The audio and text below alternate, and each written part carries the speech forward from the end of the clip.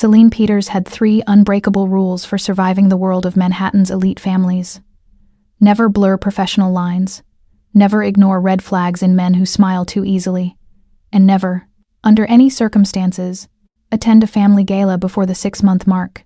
Standing in the Choi Estate's marble ballroom wearing a red velvet dress that Young Jae insisted on buying her, watching crystal chandeliers cast shadows that looked like cages, she realized she'd shattered all 3.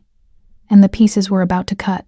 "Stop fidgeting," Young Jae murmured against her ear, his hand sliding lower on her waist, in a way that felt more like claiming than comfort. "You look perfect." Perfect felt like a lie. The dress was too tight, too red, 2 times expensive asterisk, the kind of garment that came with expectations Celine couldn't afford. She looked up at the Choi Estate, a 3-story fortress of white stone and black iron that looked less like a home and more like a compound. Every window glowed with warm light, but there was nothing warm about the shadows moving behind the glass. "You said this was just dinner with your family." "It is." Young Jae flashed that easy smile, the one that had disarmed her completely when he'd walked into her Williamsburg studio asking for private Korean lessons. "Sunday dinner. Very casual. There are valets, Young Jae, and security checkpoints. And, is that a string quartet? The Founders' Jubilee is a Times tradition asterisk." He squeezed her waist, guiding her up the stone steps. "My grandfather started it 40 years ago, when he built his first legitimate business. It's just family celebrating family." Celine had grown up an only child in a modest Bronx apartment, where family dinner meant her mom, her, and whatever takeout they could afford. This felt like walking into a museum after hours. Beautiful, expensive, and utterly forbidden. How many people count as just family? Maybe 30. 40 if the cousins from Seoul flew in. He grinned, pulling her closer. "Relax. Beautiful. Smile. Eat whatever my grandmother puts in front of you, and don't mention anything about tutoring Ji-hoon's behavioral issues unless someone asks directly. That feels like a trap.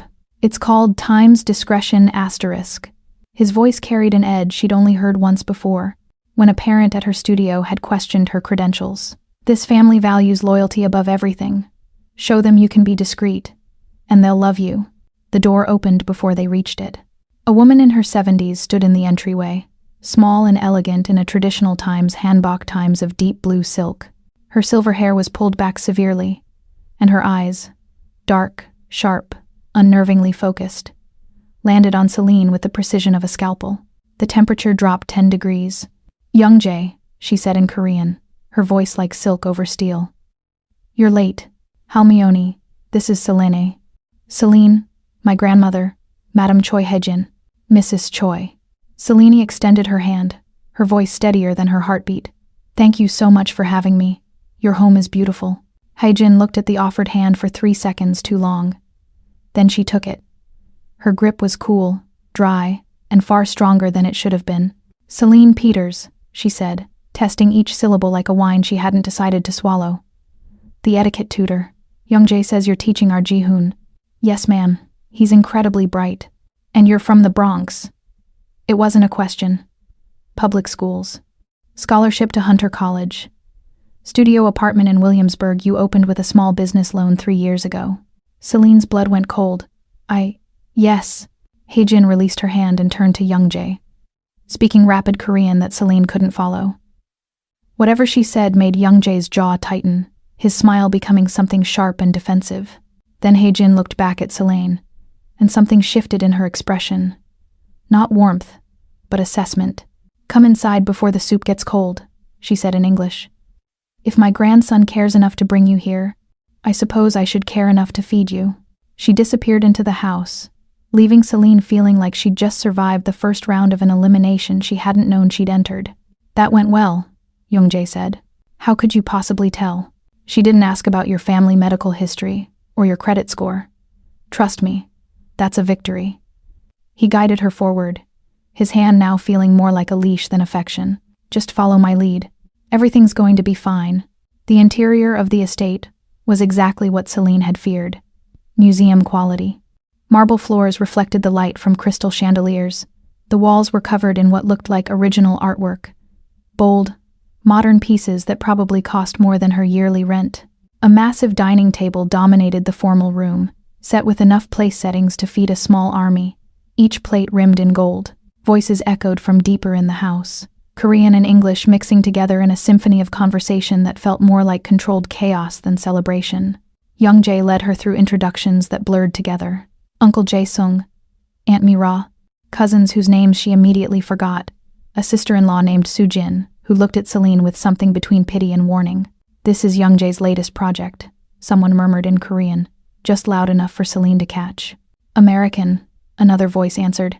"He always picks Americans, easier to control." Celine's stomach turned to lead. "Come meet my father," Young Jae said, seemingly oblivious, or deliberately ignoring, the whispers following them like smoke. Choi Sang-woo stood at the head of the living room, holding a glass of whiskey and speaking in low tones with two men in expensive suits. He was shorter than Celine had imagined, stocky and solid, with silver threading through his black hair. When he saw them approaching, he stopped mid-sentence. His eyes, the same dark, unreadable eyes as his mother, locked onto Celine. "So," he said in perfect, unaccented English, "this is her. Father, this is Celine Peters. Celine, my father, Choi Sang-woo." Sang-woo studied her the way an art dealer studies a forgery. His gaze lingered on her dress, her shoes, the simple pearl earrings that had been her mother's. Then he smiled, warm, genuine, and somehow more terrifying than his mother's ice. "Welcome to our home, Miss Peters. Young Jae tells me you've worked wonders with our Ji-hoon. He's a wonderful student, Mr. Choi. Very intuitive. Please call me Sang-woo. We're not formal here." He gestured to the room, to the 30-plus people in designer clothing drinking wine that probably cost more than her car. "You drink whiskey?" Yes, thank you." "Good. Young Jae, get her a glass. The hibiki, not the cheap scotch." As Young Jae moved toward the bar, Sang-woo leaned closer, his voice dropping to something almost conspiratorial. "My mother's worried you're after the family money," he said pleasantly. "My wife thinks you're too American. I think—" He paused, his smile never wavering. "I think you're exactly what my son deserves." It should have been a compliment. It felt like a curse. Before Celine could respond, the room shifted. Not physically, but the air pressure changed, the temperature dropped, and every conversation in the room stopped mid-word. Someone had entered the house. Soo-jin appeared at Celine's elbow, her voice barely a whisper. "He came. I didn't think he'd come." "Who?" Footsteps approached from the foyer. Heavy, measured, deliberate. A man's voice called out in Korean. Low, rough, carrying the kind of authority that didn't ask for attention. It commanded it. Haejin's response from the dining room was sharp, almost pleased. *Taehyun. The name hit the room like a dropped stone in still water. Ripples of recognition, tension, fear. "That's Young Jae's older brother," Soo-jin murmured. "The head of the family business. He usually skips these dinners. He never brings anyone. He never—" So, the man who walked into the living room made Celine forget how to breathe. He was taller than Young Jae, broader through the shoulders, built like something designed to endure rather than charm. He wore a black suit that fit like a weapon, tailored perfectly to his frame. His hair was shorter than his brother's, styled back severely, revealing a face that was all sharp angles and controlled violence.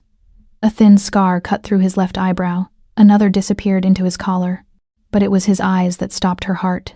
Dark, intelligent, absolutely merciless, and currently locked directly on her with an intensity that felt like a physical grip around her throat. He stopped walking. She stopped breathing. The moment stretched, strange, charged, dangerous, until Young Jae appeared beside her with 2 whiskey glasses, and something in his posture changed. His easy confidence became something harder, more territorial. "Hyung," he said, and the casual term felt like a challenge. "Didn't know you were coming." Taehyun's gaze slid from Selene to his brother with visible effort, like tearing metal. "Father requested my presence." His voice was lower than Young Jae's, rougher, like gravel and smoke. "You must be the reason. This is Celine Peters. Celine, my brother Choi Taehyun." Taehyun's eyes cut back to her. She felt that look everywhere. In her throat, her chest, the base of her spine. "Miss Peters," he said, and her name in his mouth sounded like both a greeting and a verdict. "Mr. Choi," she managed, her voice steadier than her pulse. "Nice to meet you." His jaw tightened almost imperceptibly. Likewise, he moved past them toward the dining room, his shoulder brushing Young Jae's in a way that looked accidental, but felt like a warning. The room exhaled.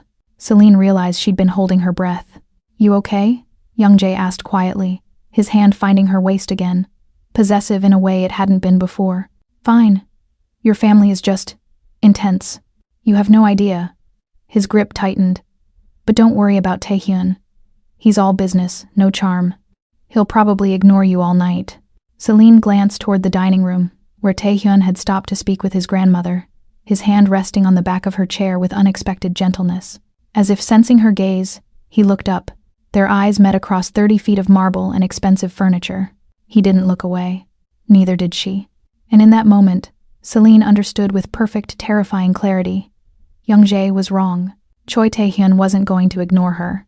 The tension in the air was brittle, ready to snap. Young Jae seemed to feel it too. He glanced from his brothers retreating back to the string quartet playing softly in the corner. "Come," Young Jae said, his voice tight. He pulled her toward the center of the room, not waiting for an answer.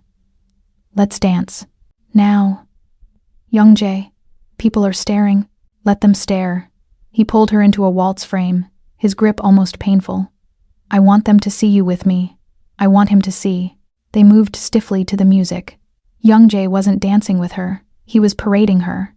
Over his shoulder, Celine saw Taehyun watching from the bar, a glass of dark liquor in his hand. He looked bored, dangerous, and utterly focused. "Young Jae." The sharp call came from the dining room. It was Haejin. "A word. Now." Young Jae swore under his breath.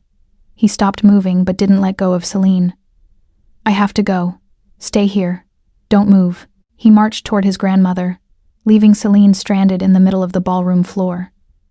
She turned to retreat to the edge of the room, and nearly collided with a wall of black soot. Taehyun stood there. Up close, he smelled of cedar and something metallic, like rain on hot pavement. He didn't step back.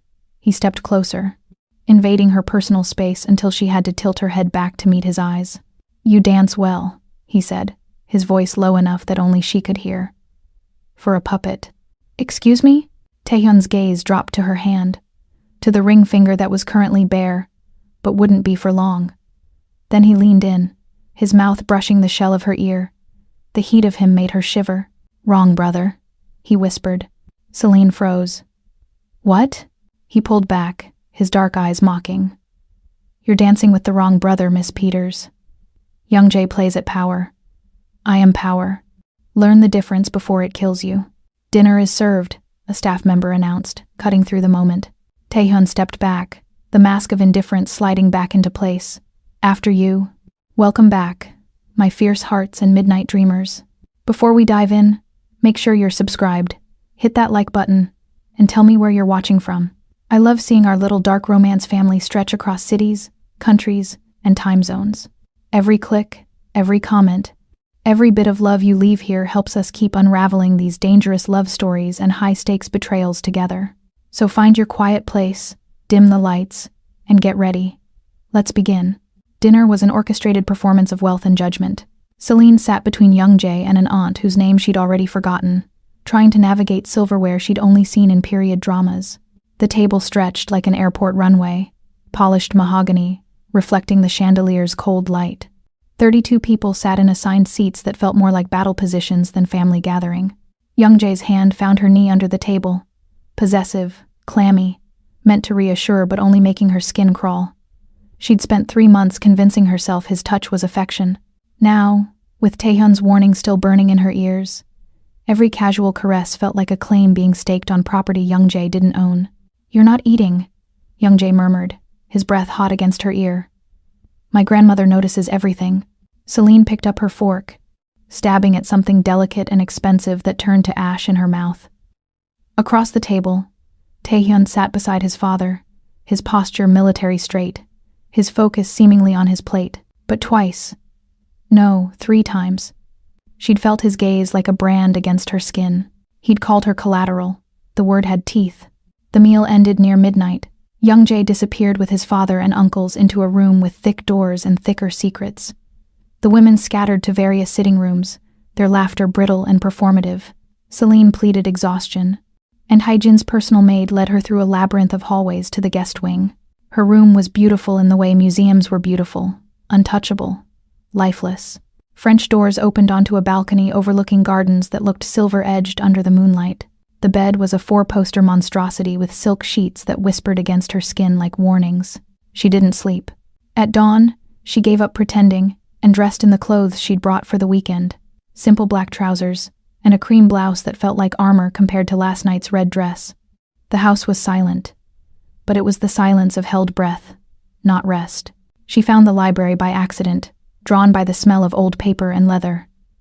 It was a 2-story cathedral of books, with rolling ladders and stained glass windows that painted the floor in jewel tones. Her chest ached with unexpected relief. This was familiar territory. Books didn't judge.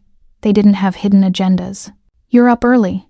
Celine spun, her heart launching into her throat. Ji-hoon stood in the doorway, small and solemn in pajamas printed with cartoon characters that felt wrong in this house of marble and menace. He was 10 years old, with his grandmother's sharp eyes and his Uncle Taehyun's careful stillness. "I couldn't sleep," she admitted, crouching to his level. "How about you? Bad dreams?" He shook his head, stepping into the library with the caution of someone who'd learned to test the ground before committing weight. He held a tablet, his thin fingers gripping it like a lifeline. "We have our lesson today," he said, his voice barely above a whisper. "You promised we'd start the family history project." Right. The reason she was here in the first place, before Young Jae had made her forget her purpose. She was Ji-hoon's tutor, hired because he was troubled, code for selectively mute, code for the 5 previous tutors had quit within weeks. But Ji-hoon spoke to her. Not always, not loudly, but enough. "Let me grab my materials from my room," Celine said. "Meet me back here in 15 minutes?" He nodded and disappeared like smoke. 20 minutes later, they sat at one of the library's massive oak tables, surrounded by leather-bound family albums and archived documents that Haejin's assistant had provided with suspicious ease. The Choi family tree was a gnarled thing, branches spreading across Korea and America, roots sunk deep into shipping, real estate, and businesses whose exact nature remained elegantly vague. "Your great-grandfather founded the first company in 1952, Celine said, pointing to a sepia photograph of a man with Taehyun's jaw and Youngjae's calculated smile. "After the war, when everything was chaos, he built something from nothing. He built it with blood," Ji-hoon said quietly. Celine's pen stilled. "What?" "That's what Uncle Taehyun says. Blood and sacrifice. That's the foundation." Ji-hoon traced the photograph with one small finger. "Everything beautiful has bones underneath." The words were too old for his mouth, too knowing. "Did your uncle tell you that?" "Uncle Taehyun tells me the truth." Ji-hoon looked up at her, his eyes ancient in his young face. "Uncle Youngjae tells me stories." Something cold slithered down Celine's spine.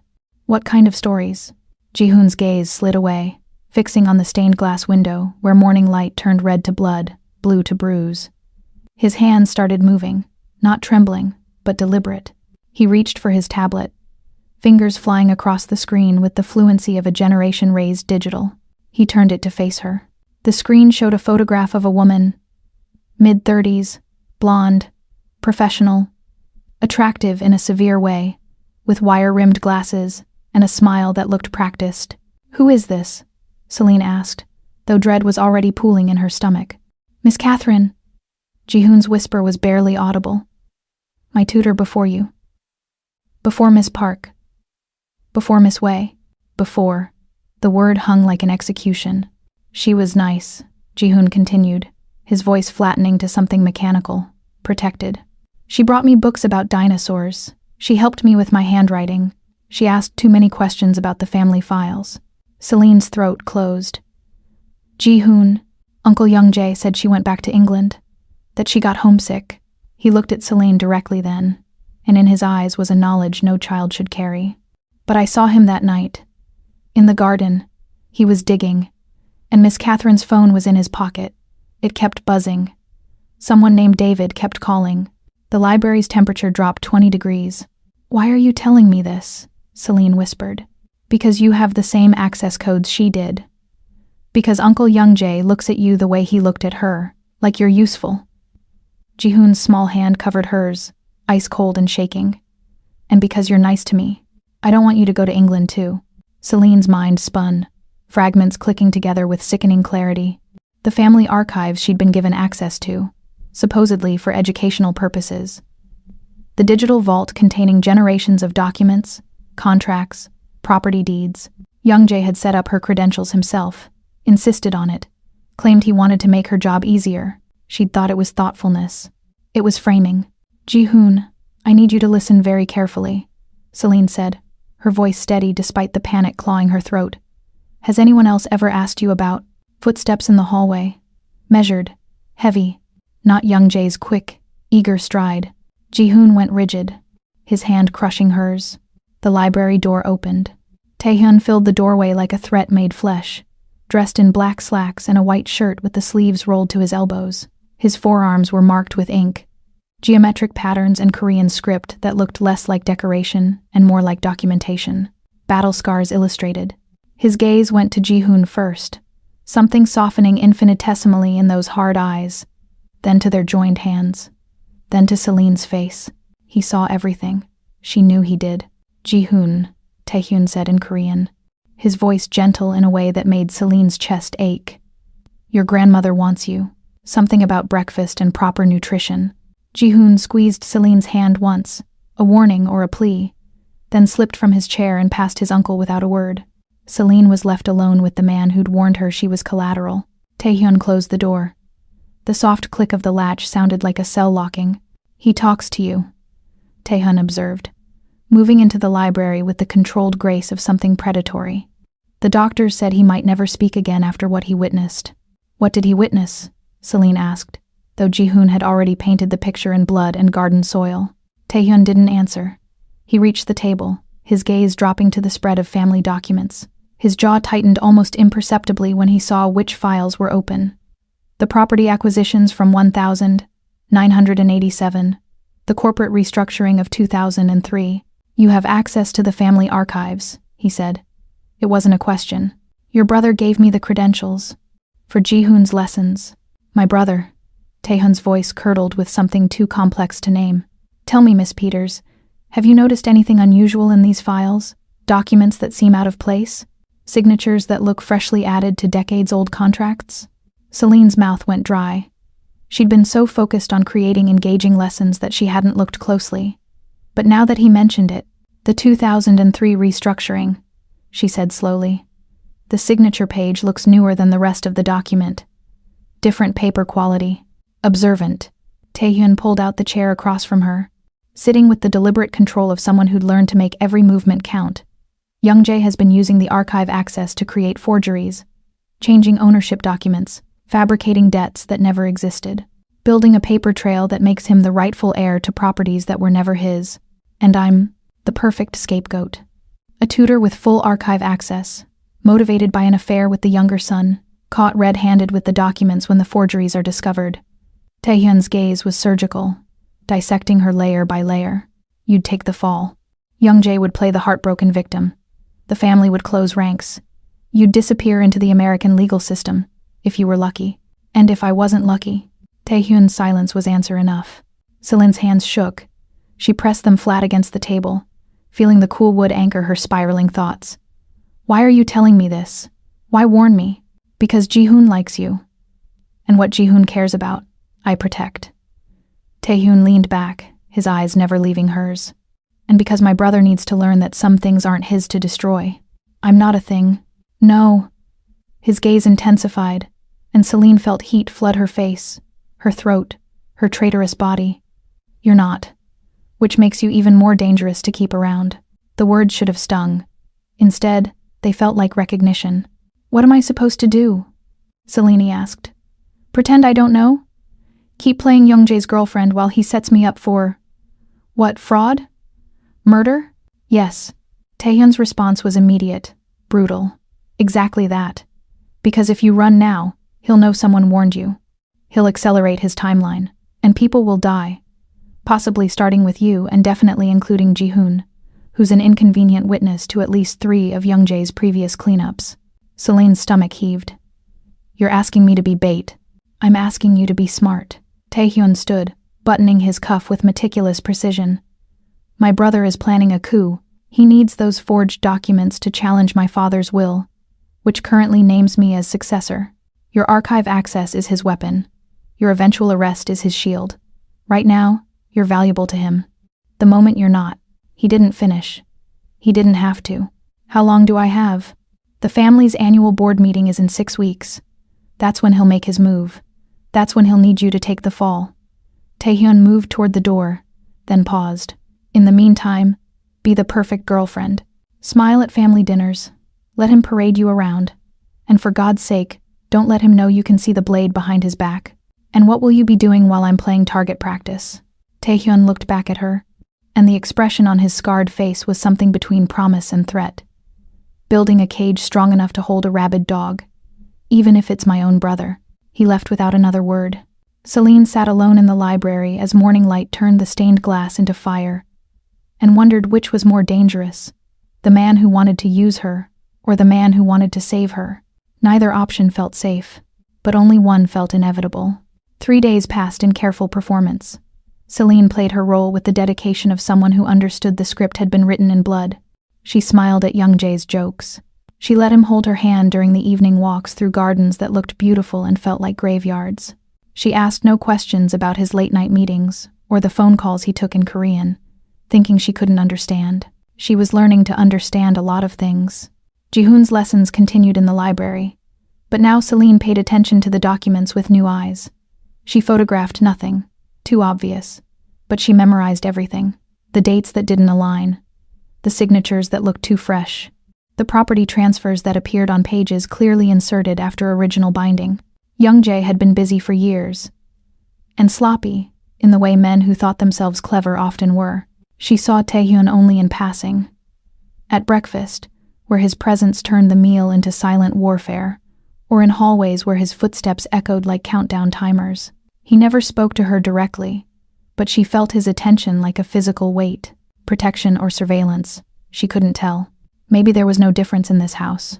On the 4th morning, Young Jae found her in the solarium, a glass-walled room that jutted from the estate's eastern wing like a crystal tumor. The space was filled with orchids that bloomed in forced perfection, their scent cloying and sweet. "There you are," Young Jae said, his smile bright and hollow. "I've been looking everywhere." Celine looked up from the book she'd been pretending to read. "I thought you had meetings all morning. Finished early. Besides, I wanted to give you something." He moved closer, his cologne. Expensive, aggressive, cutting through the orchid perfume. "Close your eyes." Every instinct screamed at her to run. Instead, she smiled and obeyed, feeling his hands guide hers palm up. Something cold and heavy settled against her skin. "Okay, look." The ring sat in her palm like a coiled snake. It was old. Genuinely old, not the manufactured antique of the estate's carefully curated decor. The band was platinum or white gold, carved with intricate patterns that looked Eastern European rather than Asian. The center stone was a ruby, the color of arterial blood, surrounded by diamonds that caught the morning light and threw it back like warnings. "Young Jae," she breathed, her heart hammering. "This is my grandmother's," he said quickly, taking the ring and sliding it onto her left hand before she could protest. "Well, my great-grandmother's originally. It's been in the family for generations. I want you to have it." The ring fit perfectly. Of course it did. Young Jae had been planning this. "This is too much," Celine said, because a woman surprised by a family heirloom should protest. "I can't possibly." "You can." His hands captured hers, holding the ring in place like shackles disguised as jewelry. "Celine, I know we've only been together a few months, but I've never felt this way about anyone. You're different from the women in my world. You're real, genuine. You see me, not my family name." The words should have been romantic. Instead, they felt like a closing trap. "I see you," she echoed, and meant it in ways he couldn't understand. "This ring is a promise." Young Jae's voice dropped to something intimate, something practiced. "When I take over the family business, when I'm finally free from my father's shadow and my brother's rules, I want you beside me, not as a girlfriend, as my wife." Celine's throat closed.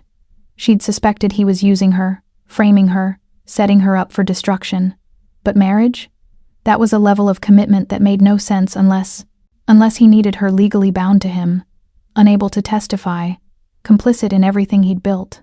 "I don't know what to say," she managed. "Say yes." His grip tightened, just shy of painful. "Say you'll wait for me. Say you trust me to build us a life away from all this." He gestured to the estate beyond the glass walls, and something bitter twisted his handsome face. "Away from my family's judgment. Away from Taehyun's disapproval. Just us, starting fresh." The fantasy was elaborate. The lie was exquisite. "Yes," Celine heard herself say. "Yes, I'll wait." Youngjae's smile blazed with triumph. He pulled her into a kiss that tasted like possession and victory, his hands claiming her waist with the certainty of ownership. Celine kissed him back, and felt nothing but cold calculation. When he finally pulled away, slightly breathless, she forced herself to look down at the ring with appropriate wonder. "It's beautiful. But are you sure your grandmother won't mind? This seems like something that should stay in the family." "You are family now," Youngjae interrupted. "Besides, Halmione is traditional. She'll love that I'm following proper courting steps. Trust me, this makes everything easier." Easier for whom? Celine didn't ask. Youngjae's phone buzzed. He glanced at it, his expression flickering to annoyance before smoothing back to charm. "I have to take this. Business. But wear the ring, okay? Let everyone see that you're mine. Mine." The word hung in the air like smoke after he left. Celine looked down at the ring, at the way the ruby caught light like captured fire. It was beautiful. It was terrifying. It was, "That ring doesn't belong to this family." She spun. Taehyun stood in the solarium's doorway, his silhouette dark against the bright hallway behind him. He moved toward her with that predator's grace, his focus locked on her hand with an intensity that made her skin prickle. "What?" "Give me your hand." It wasn't a request. Celine found herself obeying before conscious thought caught up. Taehyun captured her wrist, his grip firm, his calloused fingers warm against her pulse point, and pulled her hand into the light. He studied the ring for 3 long seconds. Then he cursed in Korean, low and vicious. "This is the Volkov ruby," he said, his voice tight with barely controlled fury. "It belonged to the Volkov Bratva before they were absorbed into the Russo family operations 15 years ago. It's been missing since the merger, presumed stolen during the transition. If you're caught wearing this, I'm the thief." Celine finished, her stomach plummeting. "Just like you said. Youngjae puts evidence on me. Then when it's discovered, you're arrested for grand larceny and trafficking in stolen goods. International charges, federal jurisdiction. You disappear into the system for years." Taehyun's thumb pressed against her pulse, checking her heart rate or trying to calm it, she couldn't tell. And Youngjae gets to play the devastated boyfriend who was fooled by the con artist. The family rallies around him. His gambling debts to the Russo family are forgiven because he recovered their stolen heirloom. He's the hero, and I'm a cautionary tale. Taehyun's eyes lifted from the ring to her face, and the intensity there stole her breath. About what happens when outsiders try to infiltrate families they don't understand. Celine tried to pull her hand back. Taehyun held firm. "Why are you telling me this?" she demanded, anger finally cutting through fear. "If you know all this, if you've known what he's planning, why let him keep?" "Because I need him to commit fully to his play," Taehyun interrupted. "I need him confident, arrogant, convinced he's won. A cornered animal is dangerous. An animal that thinks it's free?" His mouth curved into something too dark to be a smile. "That's when you capture it permanently. I'm not an animal. I'm a person. And I'm not your bait." Celine yanked her hand back with enough force that Taehyun let her go, his fingers trailing across her palm in a way that sent electricity up her arm. "No," he agreed quietly. "You're not bait. You're an investment. And I protect my investments. I'm not yours to protect. Aren't you?" Taehyun moved closer, and Celine's back hit the glass wall behind her. Cold, unforgiving, nowhere to retreat. "You're living in my family's house, teaching my nephew, wearing stolen property that will be traced back to this estate. You think you can just walk away? The moment you leave, Youngjae accelerates. The moment you run, people die. You're in this, Miss Peters. The only question is whether you survive it." He was close enough now that she could see the fine scars on his throat, the ones that disappeared beneath his collar. Close enough that his cologne, cedar and smoke, nothing like Youngjae's aggressive sweetness, made her head swim. "What do you want from me?" she whispered. "I want you to keep the ring on," Taehyun said. I want you to smile and play the happy bride-to-be. I want you to be everything my brother thinks you are. Naive, grateful, desperate to belong. And then, when he makes his move at the board meeting, when he presents his forged documents and his carefully constructed case for why he should lead this family, you're going to be my witness. You're going to testify to exactly what he's done, what he's made you complicit in. You're going to help me destroy him. Celine's laugh was bitter. You want me to betray him? I want you to choose survival. Taehyun's hand came up, not touching her but bracketing her against the glass. One palm flat against the window beside her head, caging without contact. Young Jae chose his path years ago. He chose ambition over honor, greed over family, violence over mercy. You still have a choice. You can be his victim, or you can be my weapon. Some choice. It's the only one you have. His voice dropped to something almost gentle, almost regretful. I'm sorry you walked into this. I'm sorry my brother is what he is. I'm sorry you ever met him. But I can't change the past. I can only control the endgame. And in this endgame, where do I end up? Taehyun's gaze dropped to her mouth. Just for a second. Just long enough to make heat flood her cheeks, before snapping back to her eyes. Alive, he said simply. Everything else, we figure out after. He pushed off the glass and stepped back, giving her space to breathe. Celine's lungs filled with orchid-scented air that tasted like funeral flowers. The ring stays on, Taehyun repeated. You tell no one. Not your mother, not your friends. Absolutely not, Young Jae. You play the part. You wait. And when the time comes, you stand with me. Understand? Celine looked down at the ring. At the ruby that was really a time bomb wrapped in platinum. Do I have a choice? Everyone has a choice, Miss Peters. Taehyun moved toward the door, pausing at the threshold. Some are just bloodier than others. He left her alone in the glass room, surrounded by forced blooms and impossible decisions. Celine lifted her hand, watching the ruby catch light and throw it back in crimson fractals. On her finger, it looked like a wound, like a promise written in someone else's blood. She wondered whose blood would pay the price when this was over. She was terrified it might be her own. Sunday dinner at the Choi estate was apparently a sacred ritual, like prayer or sacrifice. Celine had been at the house for a week now. Too long, every instinct screamed, but Young Jae had convinced her to extend her stay, just a few more days, with promises of weekend trips and romantic evenings that never quite materialized. He was busy. Always busy. With meetings and phone calls and late-night disappearances that left her alone in the guest room, staring at the ceiling and counting exit routes she wasn't sure she'd ever use. The ring sat heavy on her finger. She'd tried taking it off once, in the privacy of her room, and found the platinum had been sized so precisely that removal required soap and determination. A ring that didn't come off easily. How thoughtful. Taehyun's warning echoed in her head. Asterisk, play the part. Smile. Wait. Asterisk. She was getting dangerously good at all three. The formal dining room had been set for 23 people. She'd counted while helping Ji-hoon with his pre-dinner etiquette review. The table stretched like an accusation, each place setting a small fortune in porcelain and silver. Fresh flowers, white lilies, because Heejin preferred them, stood in crystal vases that caught candlelight and made the whole room feel like a shrine or a stage. Celine wore a simple navy dress that Young Jae had approved that morning, his hands lingering on her waist as he'd murmured about how beautiful she looked. The dress was elegant, appropriate, exactly what a guest of honor should wear. Except she was starting to realize she wasn't a guest. She just didn't know what she actually was. The family arrived in waves. Aunts and uncles she was still trying to differentiate, cousins whose names blurred together, Soojin with her husband and 2 children who looked uncomfortable in formal wear. Ji-hoon appeared with his parents, a quiet couple Celine had barely spoken to, both of them looking perpetually exhausted in the way of people trapped in a machine they couldn't stop. Young Jae kept her close, his hand proprietarily on her lower back, introducing her with phrases like, "My Celine, and the woman I've been telling you about." Each introduction felt like a claim being staked.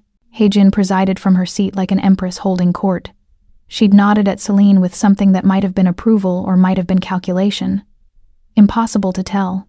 Sang-woo sat at the table's head, jovial and expansive, pouring wine and making jokes that everyone laughed at on cue. He'd winked at Celine when she entered, gestured to the ring on her finger, and called out something in Korean. Young Jae just smiled, offering a non-committal nod that neither confirmed nor denied the ring's provenance. Taehyun arrived last. The room didn't go silent this time. Too many people, too much noise. But Celine felt the shift in atmosphere like a pressure change before lightning. He wore all black, his shirt unbuttoned at the collar, his sleeves rolled to reveal those inked forearms. He looked like violence dressed for dinner. His eyes found hers across the room, held for 3 seconds, then moved on. She felt that look in her chest, her stomach, lower. Dinner was served in courses that felt like tests. Celine navigated the meal with the careful attention of someone who knew she was being evaluated. She ate what was put in front of her. She laughed at appropriate moments. She answered questions about her tutoring work with Ji-hoon, carefully steering conversation away from anything substantive about the family itself. She was seated between Youngjae and an uncle who spoke no English, which meant she was functionally isolated despite being surrounded by people. Youngjae kept his hand on her thigh under the table, a constant, possessive pressure that made her want to scream. Across the table, Taehyun ate in silence, his focus seemingly on his plate. But twice she'd glanced up to find him watching her with an intensity that made her silverware clatter. Halfway through the third course, Sang-woo stood, raising his wine glass. "A toast," he announced in English, his voice carrying the authority of someone used to being heard. "To family, to tradition, to the continued success of everything our grandfather built." Everyone raised their glasses. Celine started to do the same. "Celine," Sang-woo continued, and her hand froze. "While you're here, would you mind getting the water pitcher from the sideboard? I think several of us are running low." The request was pleasant, casual, delivered with a smile. The table went silent. Celine's stomach plummeted. She looked at Youngjae, waiting for him to laugh it off, to make a joke about his father's old-fashioned ways, to say literally anything that would clarify this was some kind of misunderstanding. Youngjae smiled at her, encouraging. "The pitcher's just behind you. Beautiful. Heavy, so be careful." The world tilted. She wasn't a guest. She wasn't even really Youngjae's girlfriend, not in the eyes of his family. She was staff. Heat flooded her face. Shame, fury, humiliation, braiding together into something choking. Every eye at the table was on her, waiting. The aunt beside her looked sympathetic. Sujin looked pained. Haejin looked satisfied, like a test had just been passed. Celine's hands shook as she set down her wine glass. She could refuse. She could walk out. She could make a scene that would echo through this family for generations. Instead, she stood with as much dignity as she could salvage, moved to the sideboard, and lifted the heavy crystal pitcher with hands that wanted to throw it through the nearest window. She made it to Sang-woo's end of the table, started to pour. The sound of shattering glass exploded through the dining room. Celine jumped, water sloshing from the pitcher. Every head swiveled toward the source. Taehyun sat with his hand still curled around the stem of his wine glass, or what remained of it. The bowl had shattered completely, crystal fragments glittering on the white tablecloth like diamonds, red wine spreading like blood.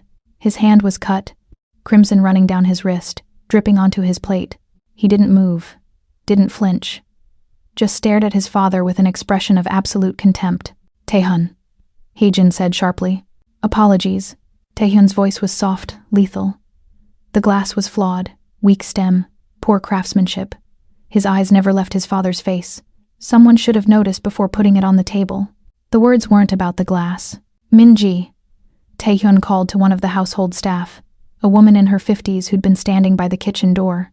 He spoke in Korean, his tone gentle compared to the violence of the shattered glass. The woman hurried forward, and Taehyun gestured to Celine, still frozen with the pitcher, still standing at his father's elbow like a servant. Min-ji took the pitcher from Celine's hands with a quick, respectful bow. Then she gestured to Celine's seat, her meaning clear. Asterisk. Sit. You don't serve here. Asterisk. Celine moved back to her chair on autopilot, her entire body numb. Youngjae reached for her hand under the table, squeezing. "You okay?" he whispered. "Sorry about that. Father's just old-fashioned. He doesn't mean anything by it." Celine looked at him. At this man she'd kissed, believed, almost loved, and saw a stranger. Someone who'd watched her be humiliated and done nothing. Someone who'd smiled while his father reduced her to help. "Of course," she heard herself say. "I understand." But across the table, Taehyun was wrapping his bleeding hand in a napkin, his jaw tight, his eyes burning with something that looked like fury and tasted like protection. And Celine understood, suddenly and completely, what he'd meant when he said she had to choose. Youngjae had made his choice. He'd chosen himself, his status, his family's approval over any pretense of defending her dignity. Taehyun had shattered glass and bled rather than let the humiliation stand unchallenged. The rest of dinner passed in a blur. Celine ate nothing, tasted nothing, heard nothing. She was drowning in realizations that hit like waves. She was alone here, expendable, nothing but a pawn in Youngjae's game and a weapon in Taehyun's war. When dessert was finally cleared and people began to drift away, Celine excused herself, claiming exhaustion. Youngjae barely noticed, already deep in conversation with his cousins about something that made them laugh too loudly. She made it to the hallway before her composure cracked. The guest bathroom was mercifully empty. Celine locked the door and braced her hands against the marble sink, staring at her reflection in the gilt-edged mirror. Her makeup was still perfect. Her hair was still smooth. She looked exactly like she had an hour ago, but everything had changed. She'd been fooling herself, thinking she could navigate this, thinking she could play along with Taehyun's plan and somehow emerge unscathed. She wasn't sophisticated enough for this world, wasn't hard enough for these games. She was a girl from the Bronx who taught yoga and tutored rich kids, and she'd stumbled into something that was going to destroy her.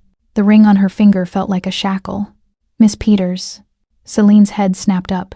Taehyun stood in the bathroom doorway, which was impossible because she'd locked it, except there were probably master keys in this house, probably a dozen ways in and out of every room because nothing was truly private in a place built on secrets. "Get out," she said, her voice breaking. Taehyun stepped inside and closed the door behind him. The bathroom was too small for his presence, the walls pressing in. He'd unwrapped his hand. The cuts had stopped bleeding, just thin red lines across his palm now. "Are you all right?" he asked quietly. "Does it matter?" "Yes." The word was simple, absolute. Celine laughed, the sound bitter and ragged. "Your father just made me serve wine like hired help while your brother smiled and watched, and you want to know if I'm all right? I'm living in a nightmare. I'm wearing a stolen ring. I'm apparently engaged to a man who sees me as a useful idiot. So no, I'm not all right. I'm the furthest thing from all right." Taehyun was quiet for a long moment. Then, "You're not a useful idiot. You're a liability he's trying to control. There's a difference. That's supposed to make me feel better?" "No, it's supposed to make you angry." Taehyun moved closer, his voice dropping. "You should be furious. You should be plotting revenge. You should be—" "What? Like you?"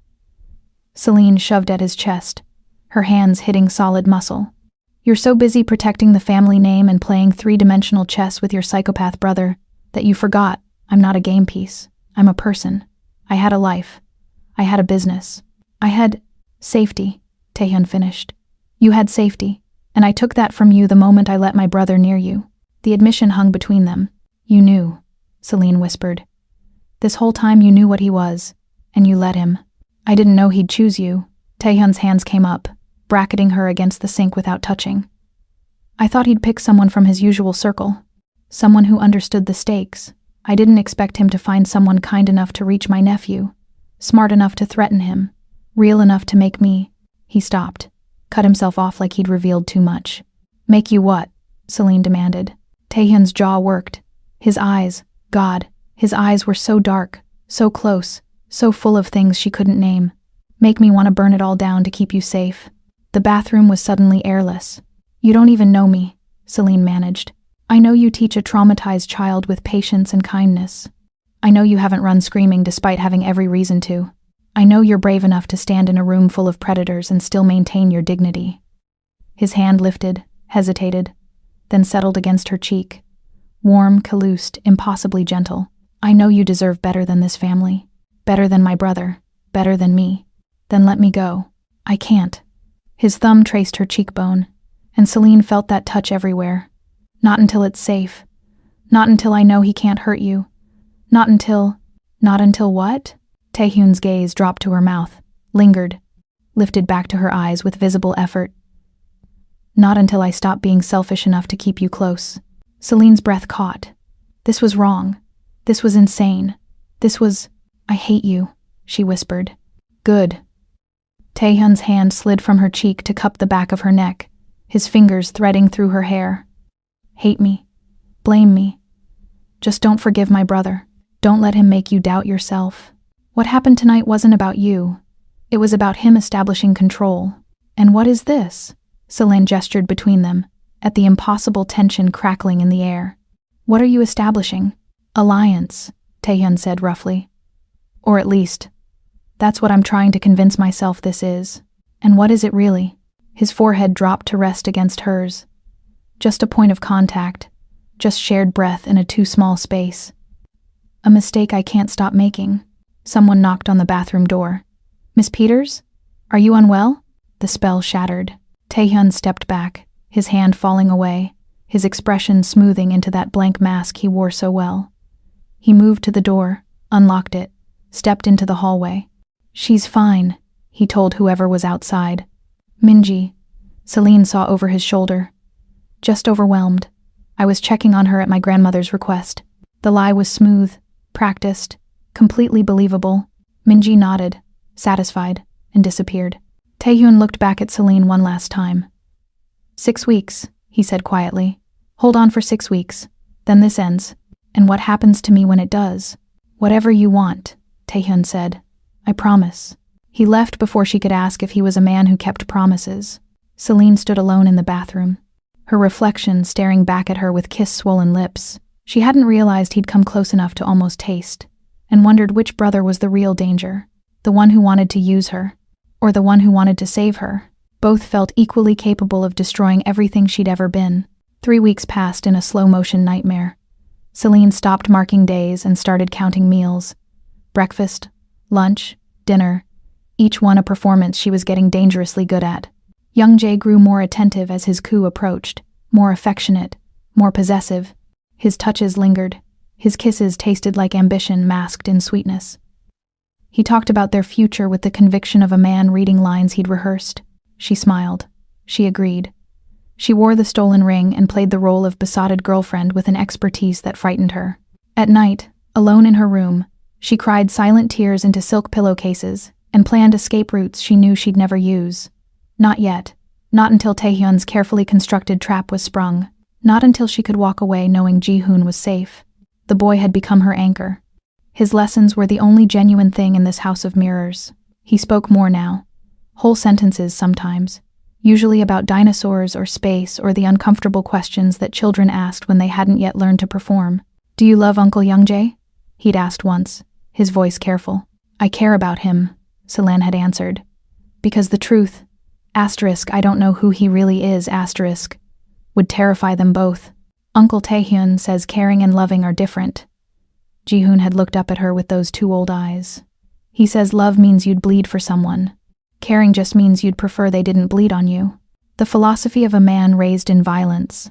Selene saw Taehyun in fragments, at meals, in hallways. Once in the library when she'd arrived early and found him reading in Korean, his profile stark against the morning light. They didn't speak beyond pleasantries when others were present, but sometimes she'd feel his attention like heat against her skin. Turn, and catch him watching with an expression that made her forget to breathe. The board meeting loomed. 3 weeks, 2 weeks, 1. And then, on a Tuesday morning when spring light made the breakfast room look almost innocent, everything accelerated. Selene had learned the morning routine. Haejin took tea at 7 sharp, Korean green tea, prepared a specific way, served in the porcelain cup that had belonged to her mother. It was a ritual, a meditation, a daily affirmation of tradition. Youngjae had suggested, 2 days ago, that Selene prepare it. A gesture, he'd said, to show respect, to prove you're learning our ways. It had felt like a test. Of course it was a test. Selene had spent an afternoon learning the proper method from Minji. The water temperature, the steeping time, the way to pour without disrupting the leaves. She'd practiced until her hands memorized the movements. This morning, she prepared the tea alone in the small service kitchen. The house was quiet, most of the family still asleep. Minji supervised from the doorway, nodding approval as Selene measured and poured. The tray was perfect. The cup steamed gently. The morning light through the windows made everything look clean, simple, safe. Selene carried it to the breakfast room where Haejin sat reading a Korean newspaper, her reading glasses perched on her nose. Sang-woo sat at the table's head, scrolling through his phone. Two uncles Selene couldn't name were discussing something in rapid Korean. "Your tea, Mrs. Choi," Selene said softly, setting the cup beside Haejin's elbow. Haejin looked up, surprised. "You prepared this?" "Yes, ma'am. I hope it's acceptable." Something that might have been approval flickered across the older woman's face. "Sit, child. Have your own breakfast." It felt like acceptance. Like progress. Selene sat, accepting coffee from Minji, feeling warmth bloom in her chest. Maybe she was paranoid. Maybe Youngjae was just ambitious, not murderous. Maybe. Sang-woo lifted Haejin's teacup, taking a sip of his mother's tea in that casual way family members did. He smiled at Selene. "Well done. This is—" The words died. His face went gray. The cup fell from his hand, shattering on the marble floor, tea spreading like floodwater. Sang-woo grabbed his throat, his eyes bulging, foam starting to form at the corners of his mouth. Haejin screamed. The uncles lunged from their chairs, and Selene sat frozen, watching the head of the Choi family collapse, seizures racking his body as the poison. Asterisk poison.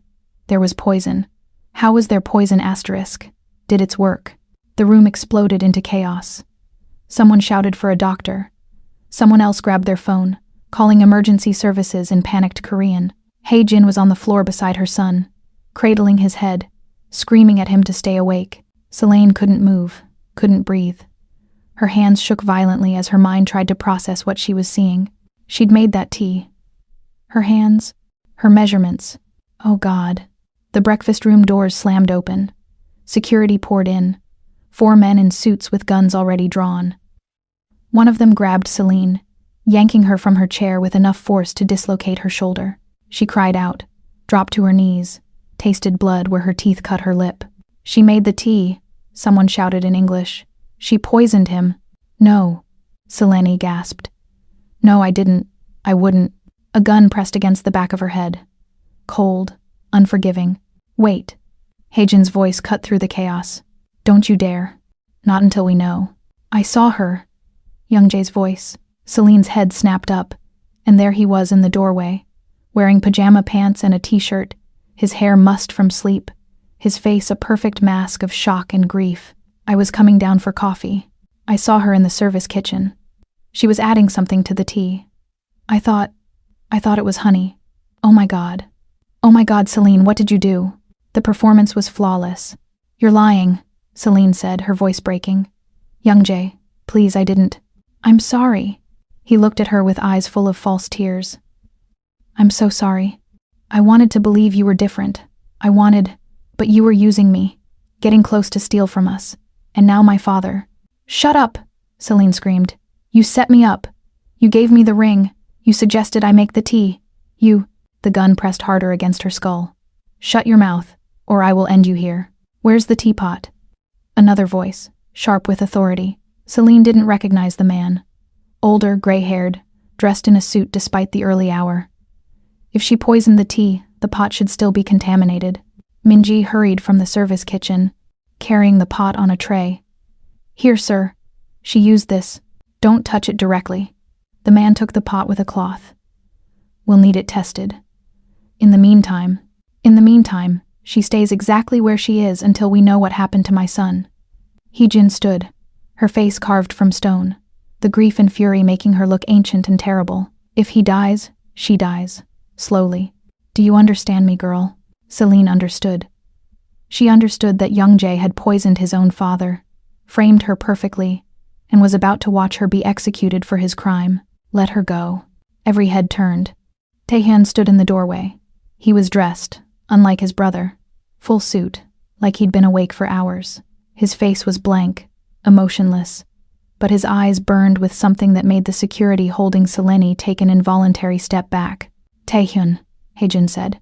"Your father—" "I know." Taehyun moved into the room with that controlled grace, his focus flicking to his father's prone form, still breathing, barely, before settling on Selene. "I also know that teapot isn't the source." "What?" Youngjae's voice climbed with performative confusion. "What are you talking about?" "She made the tea." You saw what you wanted me to think you saw," Taehyun interrupted, his voice cutting. "But you made a mistake, little brother. Father didn't drink from the pot. He drank from Mother's cup. The poison wasn't in the tea. It was in the cup itself. Silence. That's insane, Young Jae said. Why would… Miss Peters has been here 3 weeks. She's been supervised in every kitchen, every room, every moment. She has no access to purchase poison, no knowledge of our family routines beyond what you've told her, and absolutely no motive to harm Father, whose goodwill she'd need if she were actually trying to marry into this family. Taehyun's logic was surgical, precise. But someone who wanted to frame her? Someone who had access to Mother's personal china? Someone who suggested she prepare tea this specific morning? His gaze locked on his brother. That person had motive, means, and opportunity. You're insane. Young Jae's performance was cracking. You think I'd hurt my own father? I think you'd burn the world to take his throne. Taehyun gestured to the gray-haired man. Director Kim, test the pot. You'll find it clean. Then test the cup. You'll find it soaked in enough poison to kill 3 men. And then check the security footage from Mother's room last night.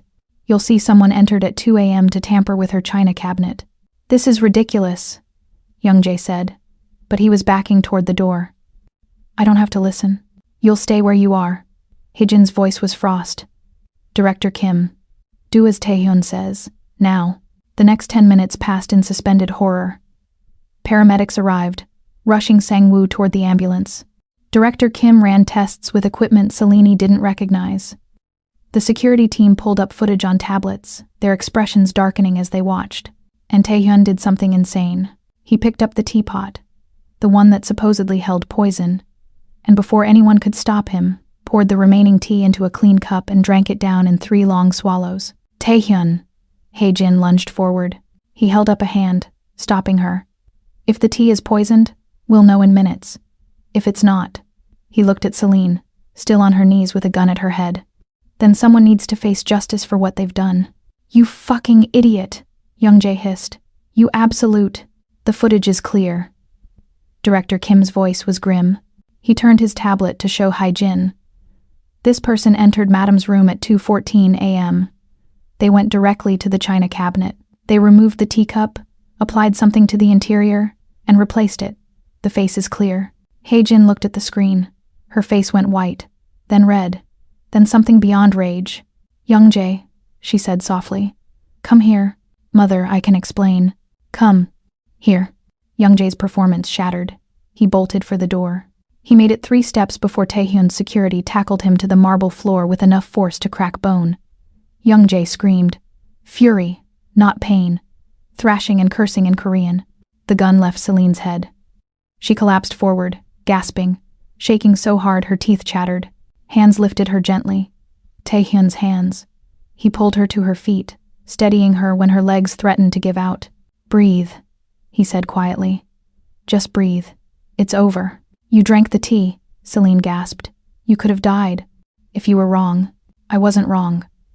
His hands cupped her face, tilting her head back to meet his eyes. I've been tracking his movements for weeks. I knew he'd make his move before the board meeting. I knew he'd use you. His jaw tightened. I didn't think he'd try to kill our father to do it. You could have warned me. If I'd warned you, your reaction wouldn't have been genuine. He'd have known something was wrong. Taehyun's thumb brushed her cheek, wiping away tears she hadn't realized she'd cried. I'm sorry. I'm so goddamn sorry. Across the room, Hae-jin stood over her younger son with an expression that made everyone in the room take an involuntary step back. Get him out of my sight, she said. Lock him in the cellar, call the family council, and someone tell me if my eldest son is about to die from his own stupidity. I'm fine, Taehyun called out, not looking away from Celine. The tea was clean. I knew it would be. U times new asterisk, Hae-jin repeated. And yet you let your father drink. Father drank from the wrong cup. That wasn't part of the plan. Taehyun finally released Celine, turning to face his grandmother. Young Jae was supposed to discover the poison before anyone drank. He was supposed to be the hero who saved you, proving his worth before the board meeting. Celine was supposed to be arrested, discredited, disappeared. But father grabbed your cup on impulse, and Young Jae panicked and improvised. How long have you known? Hae-jin demanded. That he was planning a coup? Months. That he'd try to frame Miss Peters specifically? 3 weeks. That he'd attempt murder? Taehyun's voice went hard. Since last night. When I hacked his laptop and found his communications with the Russo family's chemist. Hae-jin stared at her grandson for a long, loaded moment. Then she nodded. We'll discuss your methods later. For now, get that girl cleaned up and somewhere safe. She looks like she's about to collapse. Celine realized the older woman was right. The room was tilting, her vision going gray at the edges. She'd been seconds from execution. She'd watched a man convulse from poison meant to frame her for murder. I've got you. Taehyun's arm wrapped around her waist, taking her weight as her knees finally gave out. Don't you dare faint. Stay with me. Celine, look at me. She tried. The room was spinning, sounds becoming muffled and distant. The last thing she heard before darkness took her was Taehyun's voice, rough with something that sounded like fear. Touch her, and I kill you all. Then nothing. Just the black and blessed silence, and the ghost of warmth where his hands had been. Celine woke to silence, the kind that pressed against eardrums like deep water. Her body ached everywhere, muscles she didn't know she had screaming protest. The fainting had been real, the terror absolute, and now she was paying the price in every joint and tendon. The room swam into focus slowly. Not her guest room. Somewhere smaller, darker, heavy with the scent of sandalwood and something medicinal that burned her nostrils. Candles flickered in brass holders, casting shadows that moved like living things across walls lined with wooden tablets carved in Korean characters she couldn't read. The ancestral shrine. She tried to sit up and failed, her head spinning. Don't. The voice came from the shadows, rough as gravel. You'll make yourself sick again. Taehyun emerged from the corner where he'd been sitting. Sitting, not standing, which meant he'd been watching her sleep. The thought should have terrified her. Instead, it settled something in her chest that had been screaming since the breakfast room. He looked different in the candlelight. Softer somehow, though that word felt wrong for a man built from sharp edges and controlled violence. He'd changed from his suit into loose black pants and a simple white shirt, the kind of clothing that should have looked casual but on him felt like a weapon sheathed. How long was I out? Her voice came out sandpaper rough. 4 hours. The doctor checked you. Shock, exhaustion, dehydration. Nothing poisoned, in case you were worried. He moved closer, settling on the edge of the low platform where she lay on silk cushions. Though I'm told you fought him when he tried to give you a sedative, called him a Russian bastard and threatened to bite. Heat flooded her face. I don't remember that. Good. It's one of the more colorful moments of your day. His hand lifted, hesitated, then settled against her forehead. Checking for fever, she told herself. Except his palm lingered, his thumb brushing her temple with a gentleness that made her throat close. You scared the hell out of me. I scared you? You drank potentially poisoned tea. You could have died. I knew it was clean. His hand slid from her forehead to cup her jaw, tilting her face toward the candlelight. His eyes searched hers with an intensity that felt invasive and necessary all at once. I've been tracking Youngjae's movements for months. I knew he'd contaminate the cup, not the pot. The pot was your work, earnest, careful, exactly to specifications. He couldn't risk that being perfect and failing to poison father, so he went directly to the source. But you didn't know for certain. What if you were wrong? Then I would have died proving your innocence. He said it simply, like it was obvious, like his life was a reasonable trade for hers. Better me than you. Why? The word broke. Why would you do that? You barely know me. Taehyun's jaw tightened. His hand fell away, and he stood, pacing to the altar, where photographs of stern-faced ancestors stared down with judgment. Because Jihoon trusts you. Because you're innocent in this nightmare my family created. Because watching you be executed for my brother's sins would have destroyed something in me I didn't know I had left. What? He turned back, and in the candlelight, his scars looked like war paint, the belief that some things are still worth protecting. Celine's chest ached. She pushed herself up to sitting, ignoring the way the room tilted. Taehyun, you should go back to your room. His voice had gone flat, controlled. Rest. In the morning, we'll discuss getting you somewhere safe. Youngjae's been arrested, but his allies are still... No. He stopped mid-sentence, his eyes narrowing. No? I'm not leaving.